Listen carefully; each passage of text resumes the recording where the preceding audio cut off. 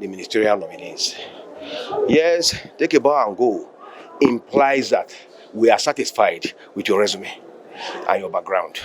So, I mean, it is not an exceptional thing. It's not an unusual thing. It is common when you believe in the resume of the candidate and you believe in the capacity of that person based on the background. You ask the person to take a bow and go. And more importantly, those who served in the House of Rep and in the Senate in the past. We see them as our colleagues, okay? And we believe that they are people of integrity and that they are people who can move the country forward. So we normally ask them to take a bow and go, except where a particular individual feels that he wants to make one or two comments.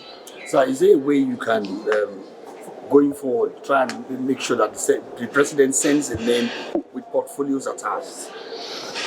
That anything can do in that regard? Yeah, that may be okay. Yes, you are right. Going forward, because that may make the senators dwell on particular issues that has to do with the portfolio of the candidate or proposed portfolio of the candidate. I think going forward, we need to do that. We need to do that because all we are asking today are general questions, okay? But if, for example, someone comes in, okay, as a nominee that's going to be given the portfolio on labor, for example, and productivity, definitely we'll dwell a lot on that and drill him or her on that, okay, and extract commitments from him or her on how he intends to run that ministry. You are right, going forward. But as it is now, we'll make do with what we have. Thank you.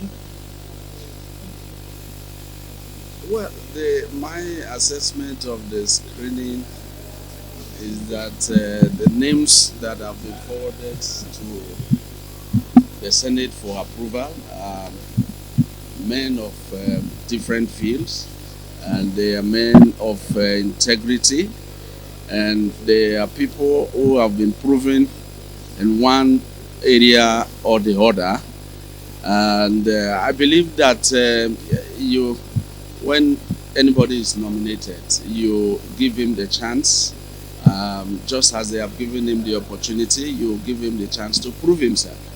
I know that Nigeria needs a lot, and Nigeria right now needs more technocrats than ever, because we have seemingly been failing in so many sectors. And so with this upcoming nominees, we just believe that with the president who has so much experience and so much of goodwill, we believe that they will collaborate enough and give us policies that will be able to advance the cause of development and ensure that the country looks better. You know, the country right now is not in the good footing as far as anybody is concerned, both locally and internationally. We are lacking in so many areas, and so we just want to believe that they will be able to rejig the economy, and also particularly the economy, because if you don't have money, you cannot go to the market, and if you are not properly secured, you cannot even sleep well. You can. As far as I'm concerned, the Senate has the powers to stop anybody who is found wanting, but it has to be proven beyond reasonable doubt, just as it is in the law court.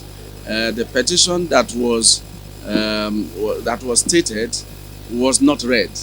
It was not open, and by practice, you don't just come and mention there is a petition, and you do not even provide the petition to the appropriate committee to present to the House, because there is the committee for petitions, and so that petition ought to have gone to that committee, and it would have been forwarded to the Senate President, where he would have even read it to the Senate, that look, we have a message, we have a petition of this magnitude, and we need to discuss about it. Because in screening, though what we do at the state level may not be the same here, but whenever a petition is on the floor, it has to be considered. But right now, the petition, we don't know the content. I don't know the content of the petition. It was just said that there is a petition. So until the content is brought forward to the Senate for consideration, we just assume that nothing has happened.